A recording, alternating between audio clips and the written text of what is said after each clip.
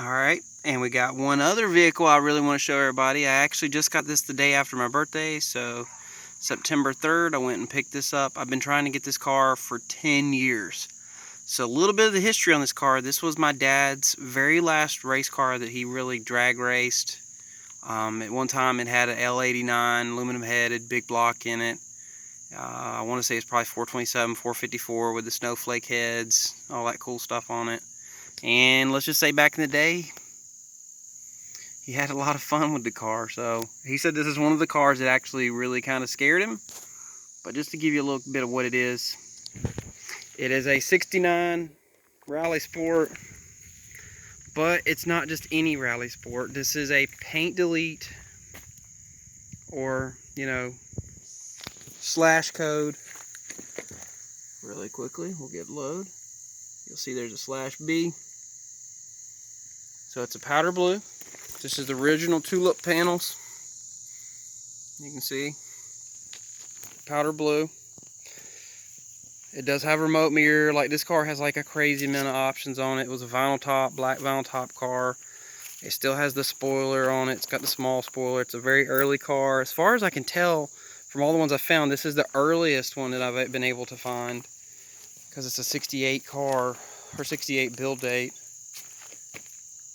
with it being 11D. So it's a pre-X-Code Norwood car. It is a small block car.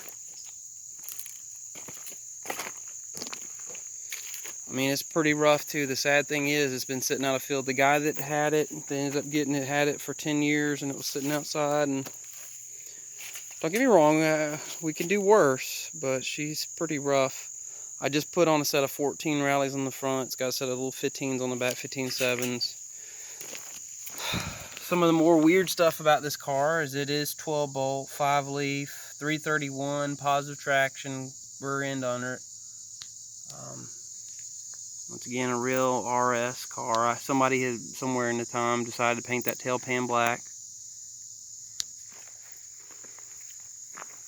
She's got some other pretty wild and crazy things too. And so the real quick, for the shell, she is going to need 2 doors. It's going to need 2 quarters. Full quarters going to need to be done in the car. Outer wheel houses, back of the rockers are going to need to be fixed. The package tray needs to be replaced. By the way, it also has a speaker back here.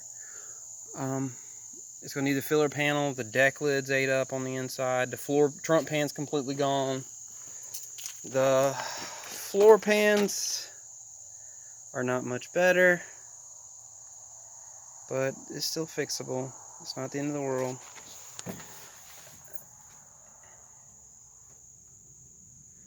But just showing you a little bit this way it was. And you can see it's a console car. I'm guessing it's automatic with that hole up there. That also has the weirdest thing I've ever seen inside of a radio. That little weather wire on the left-hand side, that actually comes out of the radio. So we have the wood grain on the steering wheel, wood grain on a little bit on the dash. We have the pull handle here.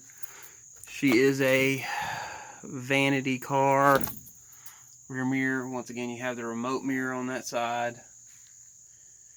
So she's got to be ordered pretty weird. I do have the title of the car where it was bought new. Apparently this thing was around $39.40 or so when new. So I mean, you could have bought a Copo or Z28 car for cheaper than this thing was. So manual steering, manual brake.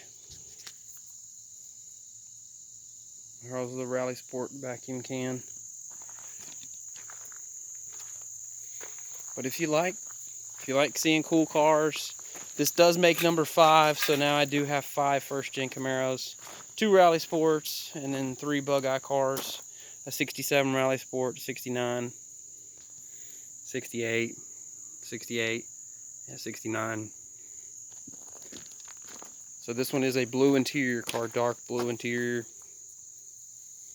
She did have the moldings on it, front and rear, for the bright work, and I'm pretty sure it's part of the RS package. All the bright work and trim that came on it. And this thing has like an insanely crazy thick center link too, which is weird. And it has this really long steering arm down here compared to some of my other cars. It's got some weird stuff on it. But please, if you're interested, stay tuned in. We'll document the car, pull it on down, sandblast it, and go from there. Thank you.